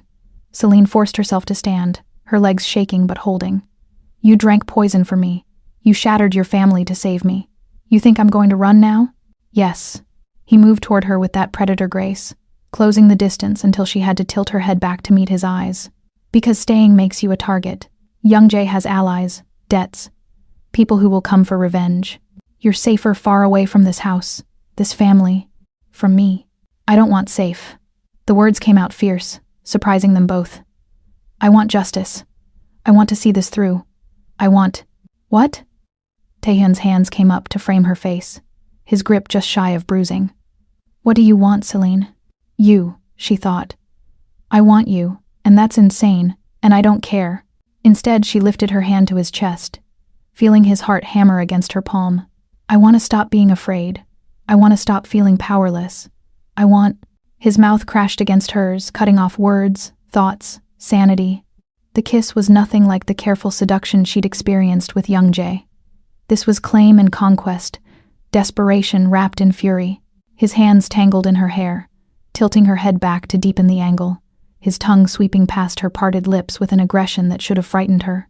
She met him with equal ferocity, her hands fisted in his shirt, pulling him closer, needing to feel something real after days of performance and lies. He tasted like smoke and dark promises, like danger she wanted to drown in. His teeth caught her lower lip, not quite biting, testing.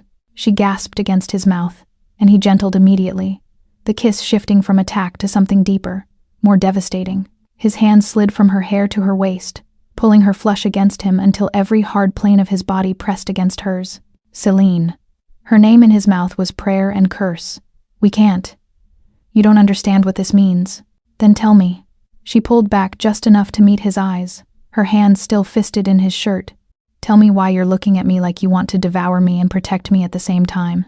Because in this family there's no difference. His forehead dropped to rest against hers, his breath ragged. We destroy what we love. We consume it. My grandfather loved my grandmother so much he killed 3 men who looked at her wrong. My father loved my mother until she couldn't breathe without his permission. Love in the Choi family isn't soft. It's obsession with a body count. I'm not afraid of you. You should be. But his hands tightened on her waist, pulling her impossibly closer. I've killed for less than what I feel when I look at you. I've burned down empires for slights that pale compared to what young Jae tried to do. If you stay, if you let this happen, I will own you. Completely. Is that what you want? Celine's heart hammered against her ribs. Every rational part of her brain screamed to run, to get out while she still could. But rationality had abandoned her somewhere between poisoned teacups and stolen rings. Yes, she whispered. Yes, that's what I want. The sound he made was something between growl and prayer. Then he was kissing her again, walking her backward until her legs hit the platform.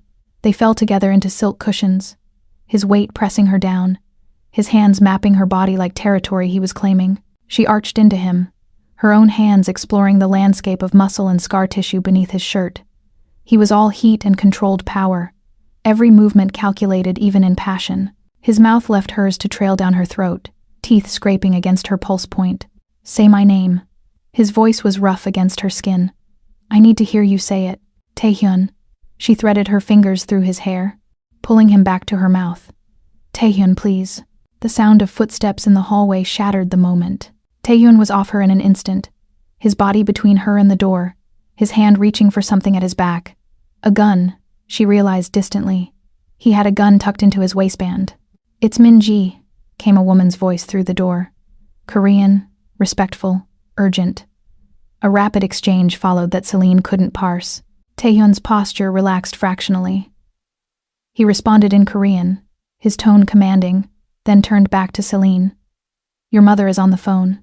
She's been calling the estate repeatedly, threatening to contact the police if she doesn't speak to you immediately. Reality crashed back like cold water.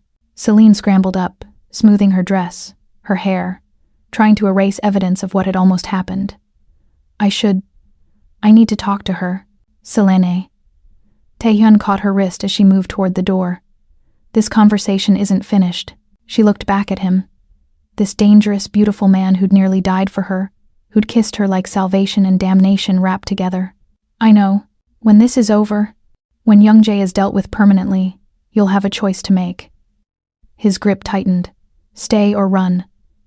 But understand, if you stay, you're mine. No half measures, no safety net. Just us and whatever comes after. And if I run, his smile was blade sharp. Then I'll let you go. Once. But if you ever come back, Even years from now, even by accident, I will never let you leave again. That's the only mercy I can promise. Celine pulled her wrist free, her heart hammering. That's not mercy. That's a threat. In this family, Taehyun said softly, they're the same thing. She left him standing in the shrine room, surrounded by ancestors who'd probably built their empires on similar threats disguised as promises. And the terrifying part? She was already calculating how to stay. 48 hours after the poisoning, the estate felt like a mausoleum. Youngjae had been locked in the cellar, a prison disguised as wine storage, all stone walls and iron doors that didn't open from the inside. Sangwoo remained hospitalized, stable but unconscious, his survival uncertain. The family council had been summoned from Seoul, New York, and San Francisco, converging like sharks scenting blood. Celine existed in a strange limbo. She was no longer a prisoner, but she wasn't free either. Guards followed her at a distance, ostensibly for protection, but the locked doors and monitored phone calls told a different story. She was leverage, insurance, a witness who knew too much to be released and too useful to be silenced. She'd seen Taehyun only in passing, at a distance, surrounded by men in expensive suits speaking rapid Korean she couldn't follow.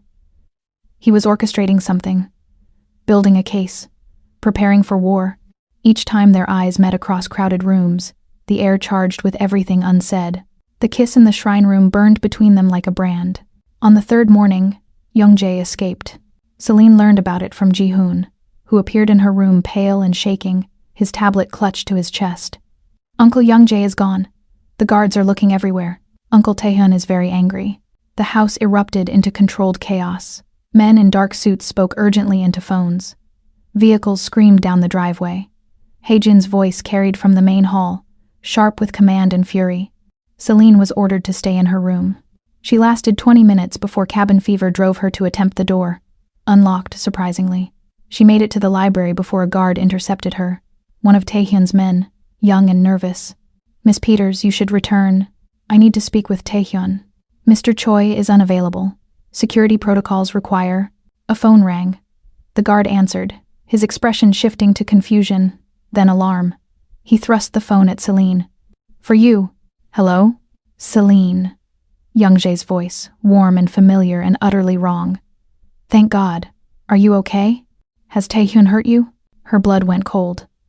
What? I know you must be terrified. I know my brother has you convinced I'm some kind of monster. But please listen. The family is in danger. The Russo syndicate is coming for revenge over that ring. My father's dying because I tried to protect him from their poison, not hurt him. Taehyun is using you as bait to draw them out. The lies were masterful, delivered with desperate sincerity. Youngjae, that's not... I can get you out. There's a service entrance on the east wing, third door past the kitchen. No cameras. Meet me there in 10 minutes. I have a car, cash, everything we need. We can disappear, start over, just like I promised. Why would I trust you? His voice cracked with performative emotion.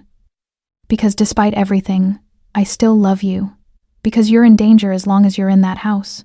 Because in 10 minutes, the Russo family is going to breach the perimeter, and everyone inside becomes collateral damage. Celine's mind raced. This was obviously a trap. Youngjae wanted her for leverage, for insurance, maybe to tie up a loose end. But Taehyun had also taught her something in their brief, intense encounters. Sometimes the only way to spring a trap was to walk into it willingly. The East Wing service entrance, she repeated. 10 minutes. Thank you. God, thank you. I'll keep you safe, I promise. He hung up. The guard stared at her, uncertain. Miss Peters, get Taehyun, Celine said quietly. Tell him Youngjae just called. Tell him I'm meeting him at the East Wing entrance in 8 minutes. You can't possibly be. 7 minutes now. Move. The guard bolted. Celine didn't wait to see if the message would reach Taehyun in time.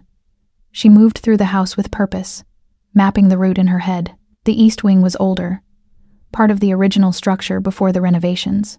She'd explored it with Ji-hoon during their lessons on architecture. The service entrance was exactly where Youngjae said, a heavy wooden door that opened onto a stone pathway winding through the garden.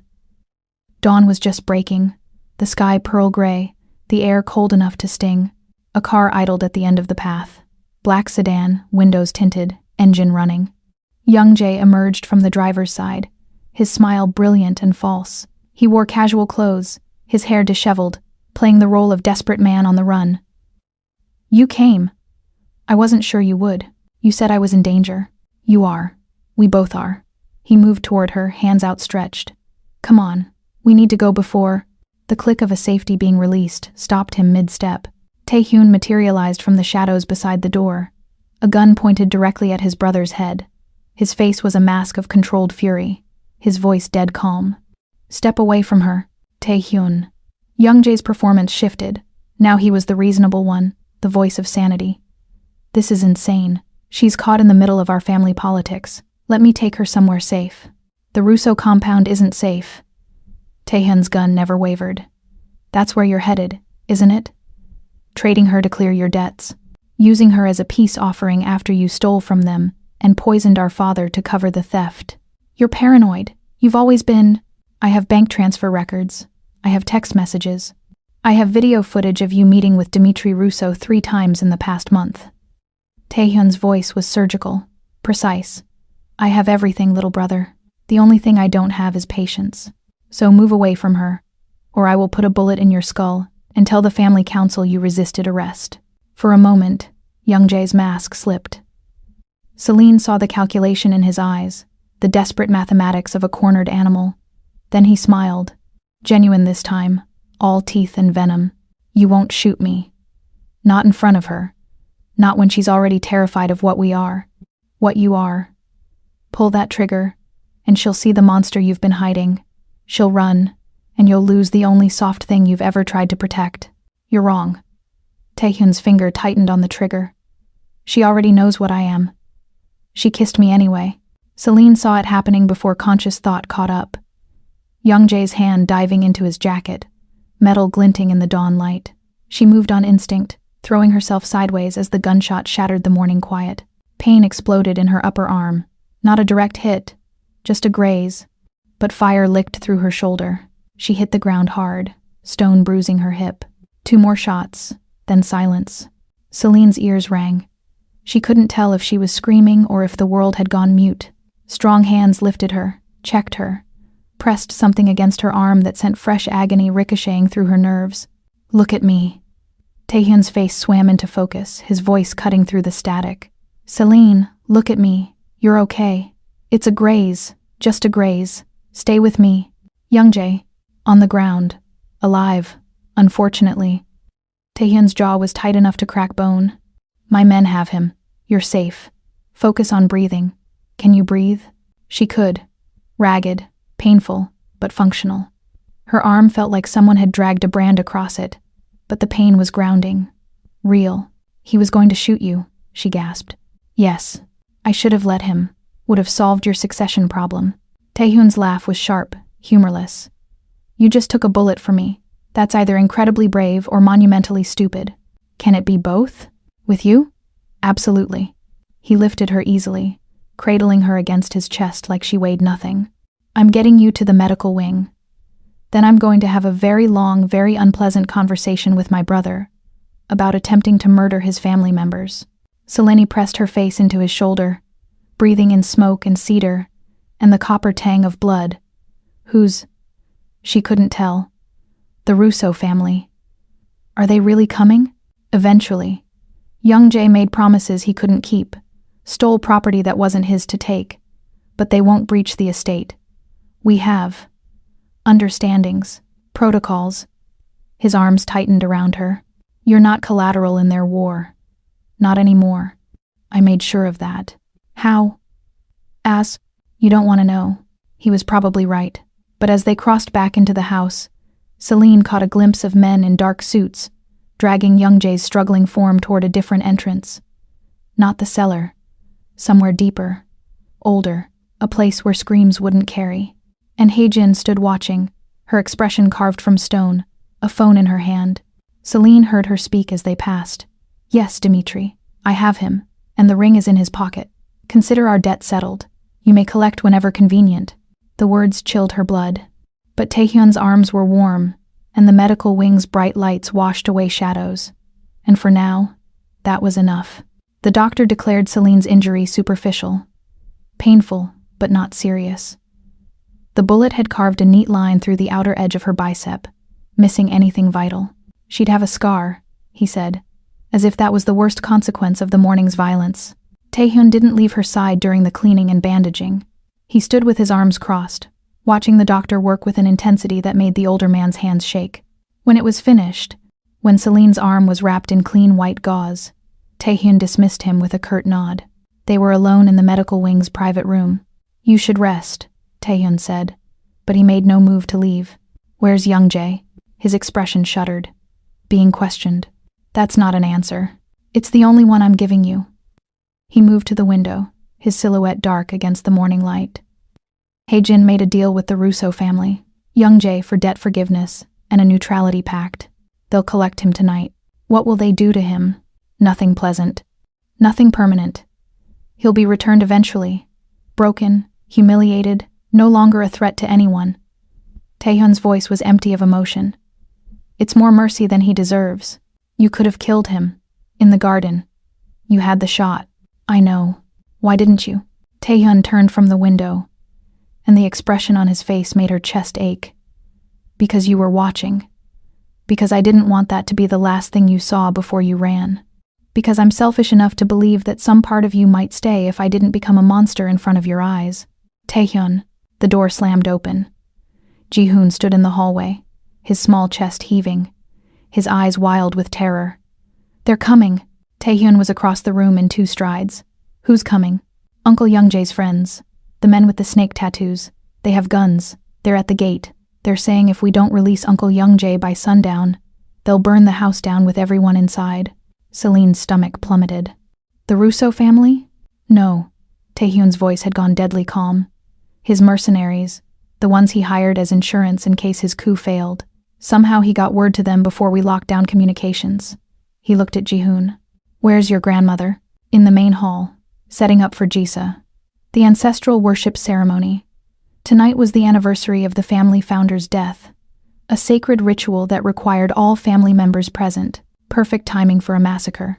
Taehyun cursed in Korean, vicious and creative. Then he looked at Celine. "Can you walk?" "Yes." "Then move. Both of you." He was already on his phone, barking orders in rapid Korean. "We're going to the panic room. Full lockdown protocol. No one in or out until—" "No." Celine surprised herself with the word. Taehyun's eyes cut to her. "Dangerous. This isn't negotiable." "You're right. It's not." Celine forced herself to stand, despite her arms screaming protest. "Those mercenaries want Youngjae. Use me as bait. Tell them I'm the key to where he's being held. Draw them into the main hall during Jessa when the family is together. Then what? They execute you in front of everyone?" Taehyun moved toward her, his face a thunderstorm. "Absolutely not. I didn't survive a week of you nearly dying to watch you volunteer for it. You said the main hall has acoustics, right? From your great-grandfather's renovation. High-frequency capabilities in the walls for security." She'd learned this during lessons with Ji-hoon, teaching him about architecture and sound. "If I can trigger the alarm system, it'll disorient anyone not wearing protection. Your men will have the advantage. You're describing a war zone. We're already in one." Celine held his gaze. "The difference is, this time I'm choosing to fight instead of being fought over." Taehyun stared at her for 3 long seconds. Then he turned to Ji-hoon. "Get to the panic room. Your parents are already inside.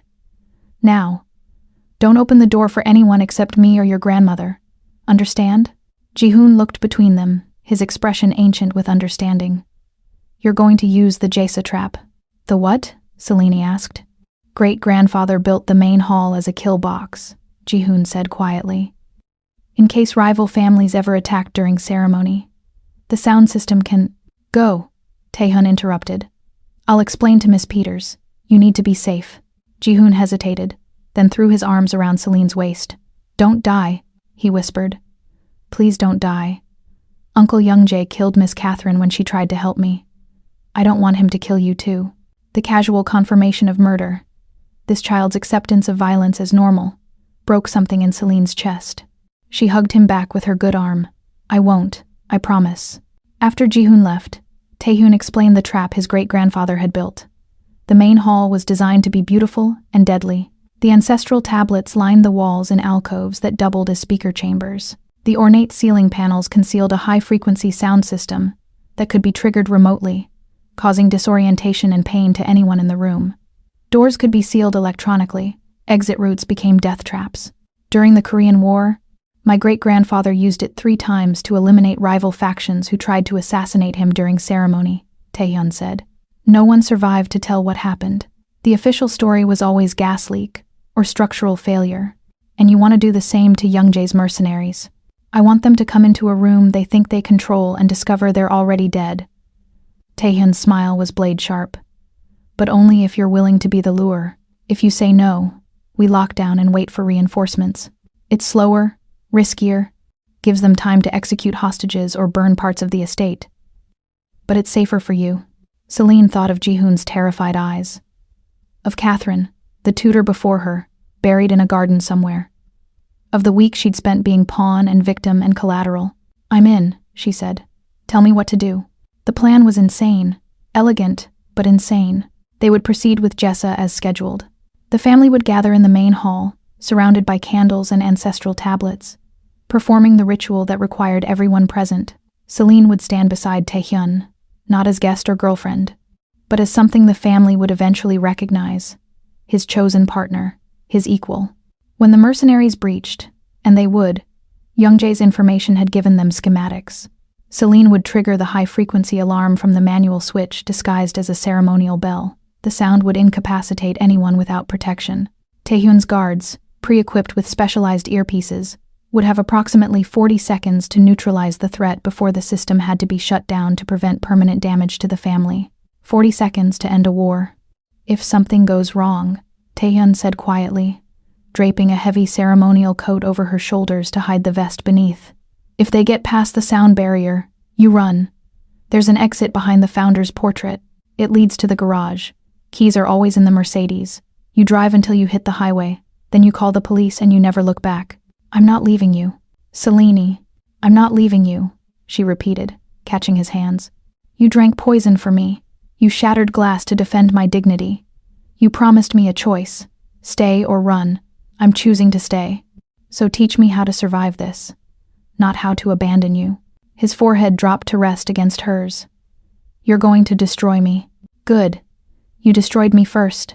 The kiss was brief, fierce, tasting of inevitability. Then Taehyun pulled back, his expression hardening into the mask she recognized. The heir, the protector, the weapon disguised as man. Let's go honor the dead, he said, and make a few more in the process. The main hall was stunning in candlelight. Hundreds of white candles lined the walls, clustered around the ancestral tablets that bore the names of 4 generations of Choi family patriarchs. The air smelled of incense and chrysanthemums, the traditional flower of death and mourning. Family members filled the room in formal dress, their expressions solemn and nervous. Everyone knew something was coming. Haejin stood at the head of the hall, wearing traditional hanbok in deep blue, her silver hair braided with white ribbon. When she saw Celine enter beside Taehyun, something shifted in her ancient eyes. Not quite approval, not quite resignation, something in between. You honor us with your presence, Miss Peters, Haejin said in English, her voice carrying across the hall. Please, stand beside my grandson. A woman of courage belongs at the right hand of power, the family murmured. Celine felt every eye on her as she moved to Taehyun's side, her bandaged arm visible beneath the formal black dress she'd been given. The bruises on her temple from the morning's violence stood out against her dark skin like accusations. She looked like exactly what she was, a survivor of the Choi family's civil war. Taehyun's hand found hers, his fingers lacing through hers with possessive certainty. To anyone watching, the message was clear. She was his, under his protection, part of his inner circle. The ceremony began. Korean words Celine didn't understand, poured like water over stones worn smooth by decades of repetition.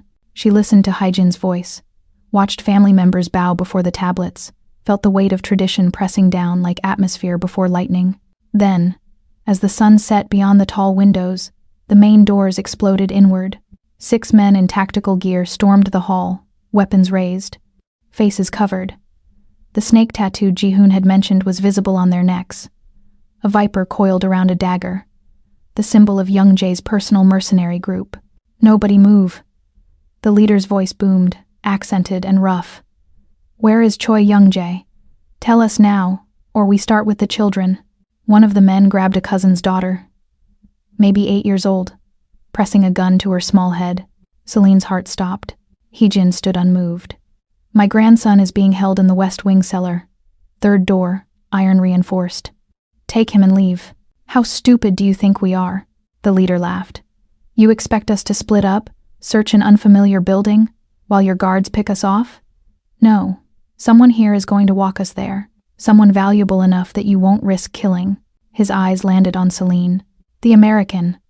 The one Young Jae was fucking. She'll do nicely." Taehyun's hand tightened on hers.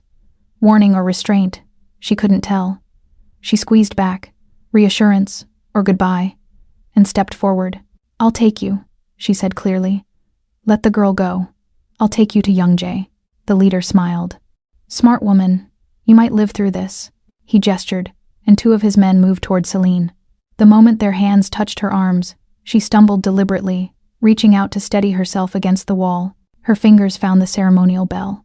She rang it once, loud and clear. The high-frequency sound system activated with a shriek that tore through the hall like a living thing. It was above human hearing but below tolerance, a pressure wave that hit the inner ear and brain simultaneously. The mercenaries dropped their weapons, clutching their heads, blood streaming from their noses. The family, pressing hands over ears as the guards had instructed moments before, weathered the sound with gritted teeth. Taehyun's guards moved like shadows given form. 40 seconds of absolute chaos. Shots fired but missing their marks. Hands fumbling for weapons that had clattered to marble floors. Bodies hitting ground, unconscious or dead. Celine couldn't tell through the sensory overload. Then silence. Celine killed the system, her hand shaking violently on the switch. 6 mercenaries lay on the marble floor, 5 unconscious, 1 dead, the leader, a single bullet hole in his forehead. Taehyun stood over the body, his gun still raised, his expression empty of remorse. "Secure them," he ordered his men. "Medical for the living, disposal for the dead, and someone find out how they got through our perimeter without triggering the usual alarms." Young Jae gave them the access codes weeks ago, with orders to attack if he missed his daily check-in for 48 hours. He planned this as his final act of spite.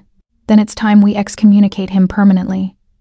Taehyun lowered his gun, his gaze sweeping the hall, checking for injuries, counting his family, ensuring everyone survived. Then his eyes found Celine. She stood beside the wall, her hand still on the bell, her body shaking with adrenaline crash. She'd just participated in a massacre. She'd been the lure for a trap that left 6 men bleeding on ancestral ground. She should have felt horror, guilt, disgust. Instead, she felt only grim satisfaction and the bone-deep certainty that she'd made the right choice. Taehyun crossed the room and pulled her into his arms, careful of her injured shoulder. "You did perfectly," he murmured against her hair. "You saved them all. Every single person in this room is alive because of you." I rang a bell. "You rang the bell knowing what it would do. You turned yourself into bait. You trusted me to protect you while you protected everyone else." He pulled back to look at her face, his thumb brushing her cheek. "That's not nothing, Celine. That's everything." Around them, the family was recovering. Medics rushed in. The dead mercenary was removed with efficient discretion, and Hae-jin approached with that measured grace that never quite concealed the predator beneath. "Miss Peters," she said formally, "you have the gratitude of the Choi family. You have also earned the right to choose your own path from this moment forward. Leave, and you will have compensation and protection for the rest of your life. Stay." She paused, glancing at Taehyun with something that might have been approval. "Stay, and you become family, with all the burden and blood that entails." Celine looked at the woman who'd tested her, judged her, nearly let her be executed, then at Taehyun, whose hand still held her like she was something precious and breakable despite knowing exactly how strong she was. "I need to make a call first," Celine said. 3 months later, spring transformed the Choi estate into something almost innocent. Cherry blossoms drifted across manicured lawns like pink snow. The gardens had been replanted, the blood-soaked main hall renovated and rededicated. Sang-woo had recovered, diminished but alive, and had formally stepped down as patriarch. The family tree had been pruned. Young Jae's name had been struck from the official records. not dead, but excommunicated. Exiled to a monastery in rural Korea, where former heirs went to contemplate their failures. He would live, but he would never lead. Taehyun ruled now, though he'd refused the traditional title. He called himself acting administrator and temporary guardian, as if power was something he wore uncomfortably. But Celine saw the truth in how the family deferred to him, how even Haejin sought his counsel before making decisions. The Choi Empire was his. He'd earned it in blood and strategy. And Celine, she stood in her apartment in Williamsburg, packing the last of her belongings into boxes. The studio where she'd built her business, taught her students, dreamed her small dreams felt like a museum now, a monument to a life she'd outgrown without meaning to. Her mother sat on the worn couch, watching with the kind of careful neutrality that mothers perfected when they knew their daughters were making irreversible choices. "You're sure about this?" Mama asked quietly. "No." Celine folded another shirt, placing it gently in the box. "I'm terrified. I'm moving into a compound with armed guards and a family that measures love and loyalty in blood. I'm giving up my business, my independence, everything I built. But I love him." The words came easier now. After 3 months of Taehyun driving into the city every week, sitting in her tiny apartment, learning to exist in her world before asking her to join his. "I love him, and I trust him, and I think maybe that's enough." "Love isn't always enough, baby. I know, but love plus choice is." Celine turned to face her mother. "He gave me 3 months to decide. He set up a trust fund I didn't ask for. He made sure I could leave at any time, for any reason, with enough money to restart anywhere in the world. He gave me every exit, Mama, and I'm choosing to stay." Her mother was quiet for a long moment. Then, "Does he make you happy?" "He makes me feel alive." "Is that the same thing?" "Sometimes." Her mother stood, pulling Celine into a hug that smelled like home and comfort and all the safety she was leaving behind. "Just promise me that if you ever stop feeling alive, if you ever start feeling trapped, you'll call me, and I'll come get you. No questions asked." "I promise." They finished packing in comfortable silence. Then Taehyun's car arrived. Not a limousine, but a simple black sedan with a driver who helped load boxes with efficient courtesy. Celine's mother hugged her one more time, whispered something in Spanish about keeping her wits and a knife, and let her go. The drive to the Hamptons felt different now. Not a journey into unknown territory, but a homecoming to a place that had claimed her through fire and survived. The estate looked softer in spring. Less fortress, more home. Guards still patrolled, but they nodded greeting as the car passed. The fountain in the circular drive had been replaced. The old one had been damaged during the siege. The new one featured a Korean phoenix rising from waves, wings spread in protection. Taehyun waited at the front entrance. He wore simple clothing, black pants, white shirt, no tie. His hair was longer now, brushing his collar, softening the severe lines of his face. But the scars remained, and the sharp intelligence in his eyes, and the way he looked at her like she was the only thing in the world worth protecting. Celine got out of the car and felt her entire body relax in his presence. "You came," he said. "You doubted?" "Every day for 3 months." He moved down the steps, his hands framing her face with that careful gentleness he reserved only for her. "Every day I thought you'd realize what staying meant, and choose the safer path." "Safe is overrated." She rose on her toes, pressing her mouth to his. The kiss tasted like homecoming and future and the sharp edge of choices made with open eyes. When they pulled apart, Taehyun kept her close. "Jihoon has been counting days. He's redone your suite 3 times trying to get the book organization right. I told him you'd do it yourself. But he wanted it perfect for your arrival." Warmth flooded her chest. "He's speaking full sentences now?" "Paragraphs. Entire conversations. About dinosaurs mostly, but he started asking about philosophy and ethics, and whether revenge can be justice." Taehyun's smile was soft. "You gave him back his voice. The least we can do is give you a home." "What about your grandmother?" Haejin had the staff prepare the Western suite. 4 rooms, private entrance. Your own space within the compound. He tucked a strand of her hair behind her ear. She also mentioned something about marriage contracts and proper courting timelines. "I told her we'd discuss it after you settled in. After you decided if you could actually tolerate living here full-time. And if I can't, then we find somewhere else." "I meant what I said, Celine. You're not a prisoner. If the estate is too much, too suffocating, we'll get a place in the city. Something that's ours. not the family's. The offer stunned her. The Choi patriarch, offering to leave the ancestral home. For her, "Let's try here first," she said. "If it doesn't work, we'll figure it out together." His relief was visible. Together. I like that word. They walked into the house hand in hand. Staff greeted her with respectful bows, not as guest, but as family. Minji appeared with tea and gentle welcome. The main hall had been redecorated. The ancestral tablets moved to a smaller, more intimate shrine room. The space felt lighter now, less weighted with judgment.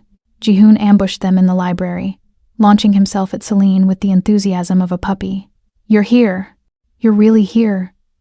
I organized your books by subject and then by author, and then I thought maybe you'd want them by color, but Uncle Tae-hyun said that was ridiculous, so I did subject, but I can change it if—" "It sounds perfect," Celine interrupted, laughing. "Show me."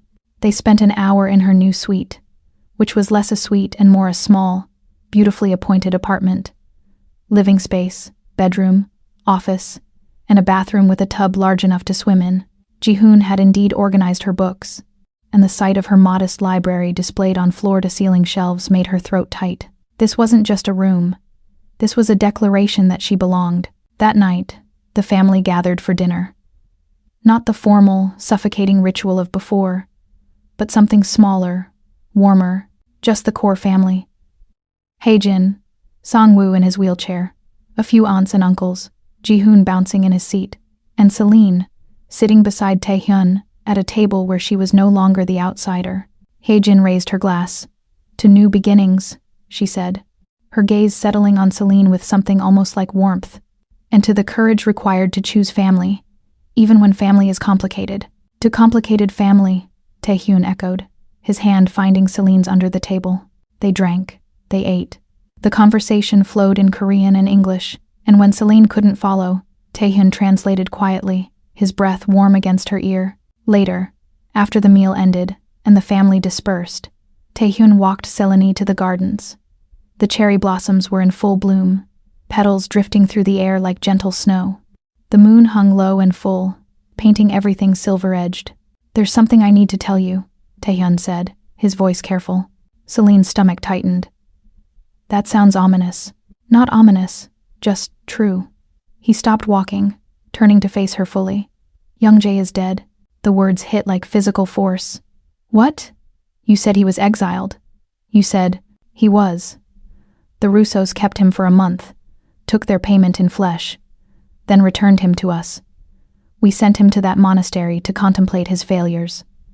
Taehyun's expression was unreadable. Then he tried to escape, tried to contact his remaining allies, tried to orchestrate one final revenge plot. The monks contacted the family council. Hae-jin made a decision. She had him killed. She had him tried, convicted, and executed by family law. It was clean. It was final. It was necessary. Taehyun's hands found hers. "I wanted you to know before you heard it from someone else. Before you looked at this family and wondered what you'd really agreed to." Celine stared at him, processing. Young-jae was dead. The man who'd charmed her, framed her, nearly destroyed her was gone. She should have felt something. Grief, horror, vindication. Instead, she felt only a strange, cold relief. "Thank you for telling me," she said quietly. "You're not disturbed?" "I'm relieved." The admission felt dangerous. "Does that make me a terrible person?" "It makes you honest." Taehyun pulled her closer, his forehead resting against hers. "And it makes you exactly where you belong. In this family, we don't apologize for protecting what's ours. We don't feel guilty about eliminating threats. We survive. Together." "Together," Celine repeated. The word felt like a vow. 6 months later, the estate held another gala. Not the founder's jubilee. That tradition had been retired. This was something new.